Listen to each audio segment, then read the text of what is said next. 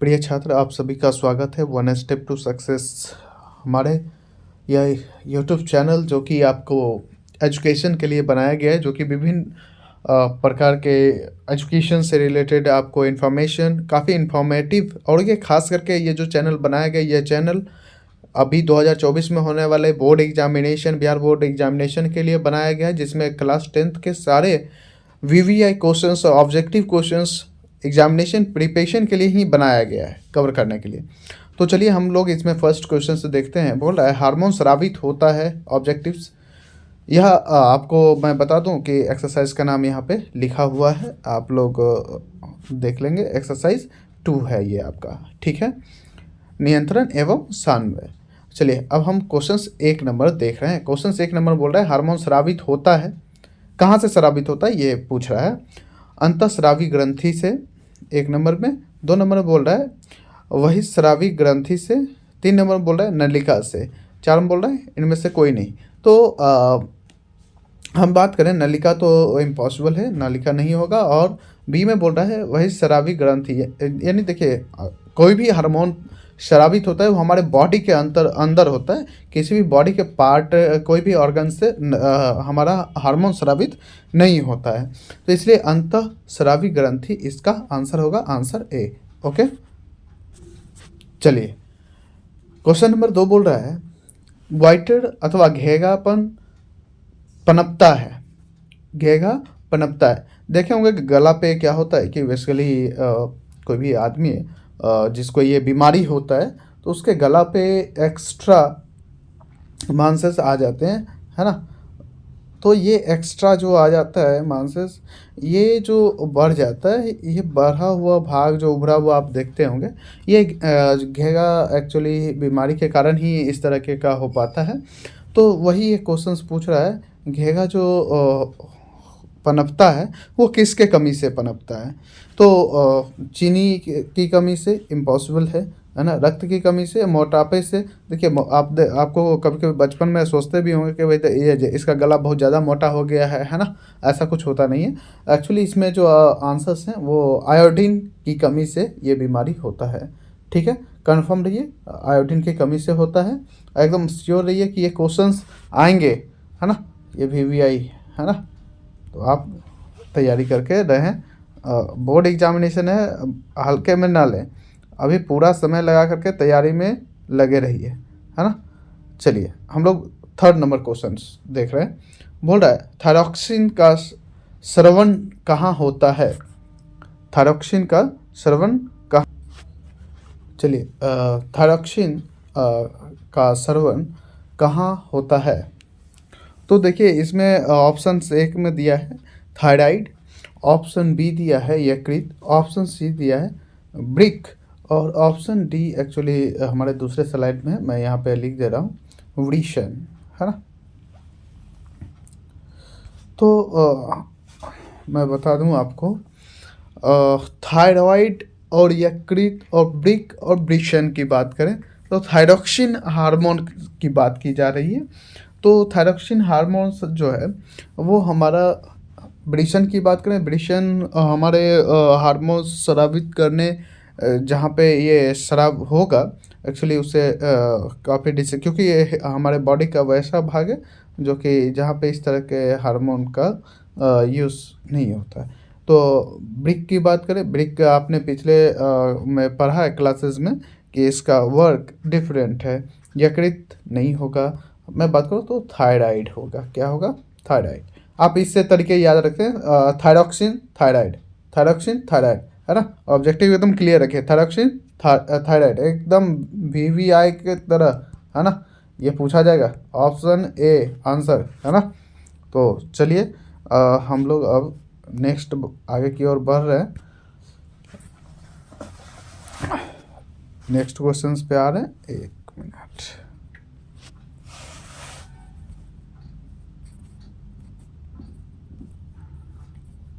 Question number 4 बोल रहा है मानव में डायलिसिस थैली है, कौन सा है वो पूछ रहा है। तो 1 नंबर बोल रहा है नेफ्रॉन, 2 में बोल रहा है न्यूरॉन, 3 में बोल रहा है माइट्रोकॉन्ड्रिया, 4 में बोल रहा है इनमें से कोई नहीं। आप हमारे पिछले वीडियो भी देखे होंगे बहुत सारे, उसमें मैंने माइटोकॉन्ड्रिया देखा, आपको बताया, न्यूरॉन के बारे में भी बताया। इसमें आप देखें तो सभी का, ये दोनों का काम अलग अलग है ना। लेकिन एक हमारा नेफ्रॉन जो है वो हमारा डायलिसिस करने का काम करता है, डायलिसिस थैली की तरह कार्य करता है। ठीक है, तो इसका आंसर ए होगा। ठीक है, हम लोग आगे की ओर बढ़ते हैं। अब हम क्वेश्चन नंबर 5 की ओर। ओके, क्वेश्चन नंबर 5 बोल रहा है भोजन का पचना किस प्रकार की अभिक्रिया है?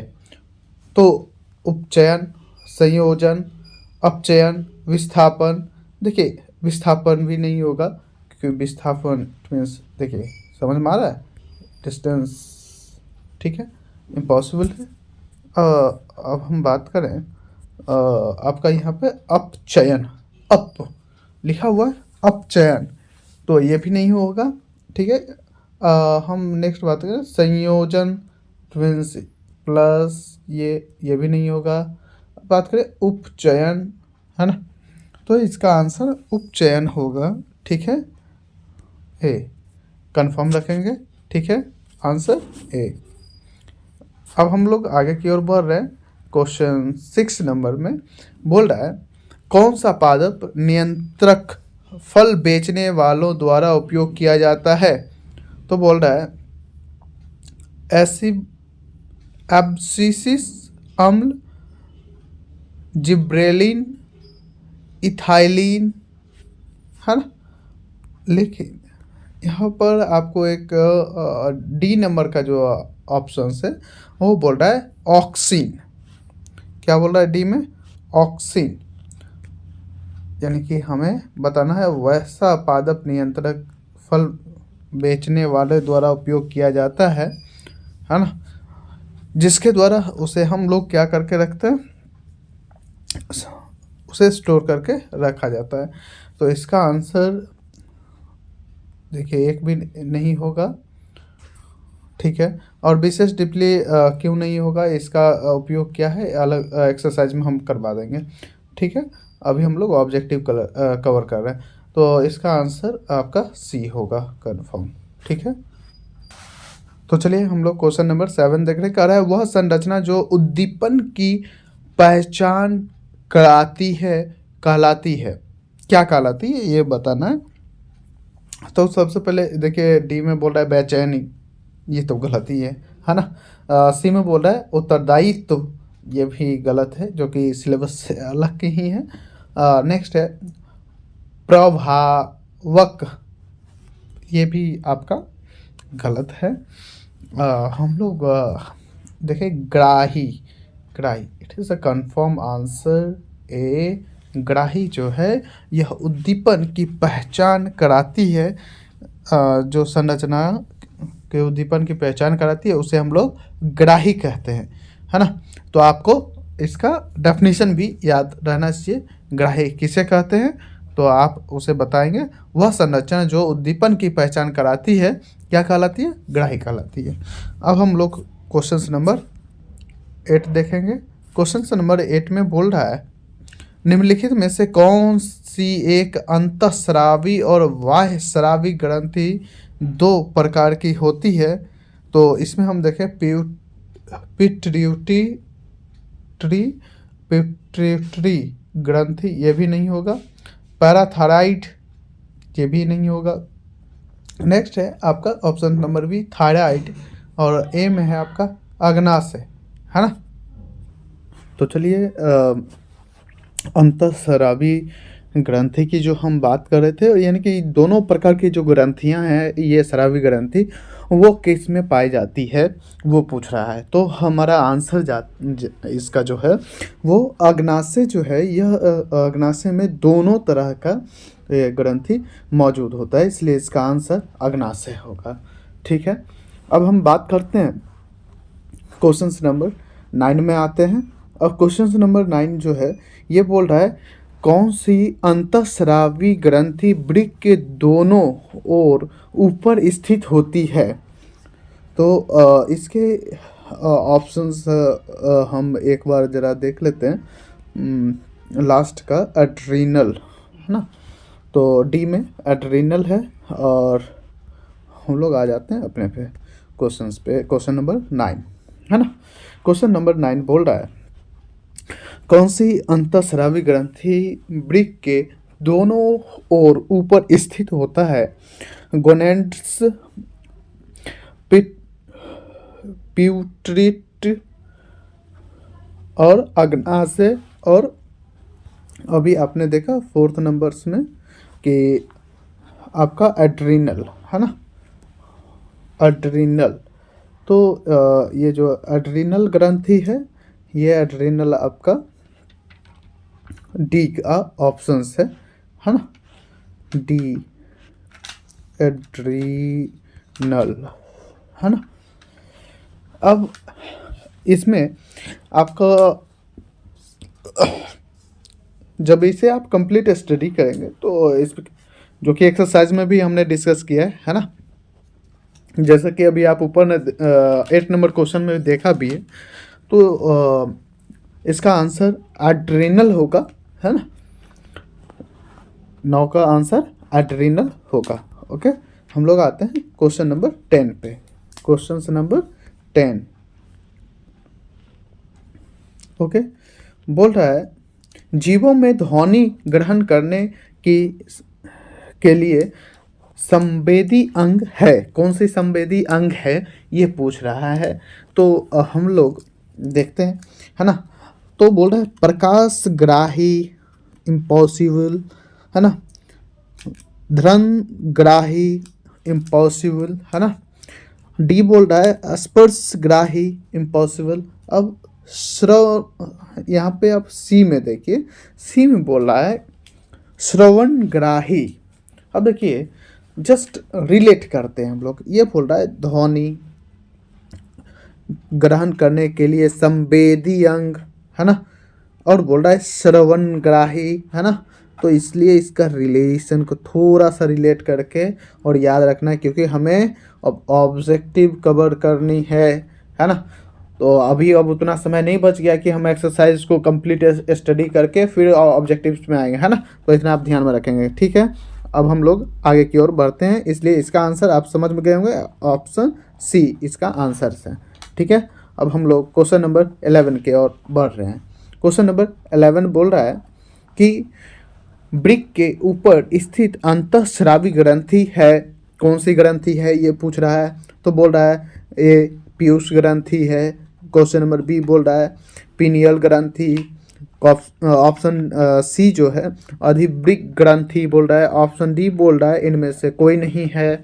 अब इसका हम थोड़ा सा देखें तो हमारा डिफरेंट जो पीयूष ग्रंथि की बात करें, पीयूष ग्रंथि का डिफरेंट वर्क है, ये नहीं होगा है ना।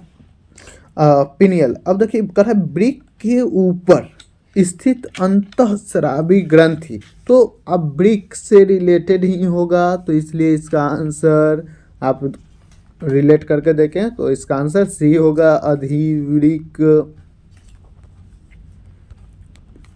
है ना। कंफर्म रहिए।